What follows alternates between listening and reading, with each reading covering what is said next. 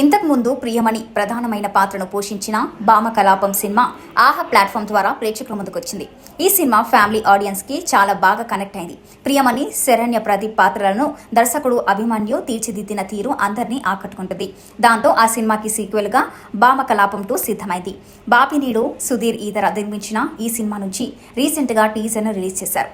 అనుపమ అని నేను ఇకపై పక్కింటి వాళ్ళ విషయాలను పట్టించుకోకుండా నా పనిని నేను ప్రశాంతంగా చేసుకుంటానని మాట ఇస్తున్నాను అంటూ ప్రమాణ స్వీకారం తరహాలో భర్తతో అనుపమ చెప్తుంది.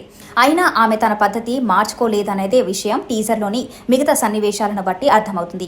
ఈసారి మరింత పవర్ఫుల్ విలనిజాన్ని జోడించారనే విషయం అర్థమవుతుంది. ఇప్పటికే 1 మిలియన్ కి పైగా వ్యూస్ ని రాబట్టిన ఈ టీజర్ అదే రేంజ్ లో దూసుకుపోతుంది. బ్రహ్మాజీ ముఖ్యమైన పాత్రను పోషించిన ఈ సినిమా ఈ నెల 16వ తేదీ నుంచి స్ట్రీమింగ్ కానుంది. భామ కలాపం ఎంతటి ఆదరణ పొందిందో అందరికీ తెలిసిందే. ఇక దీని సీక్వెల్ పైన కూడా అదే స్థాయిలో అంచనాలు ఉన్నాయి.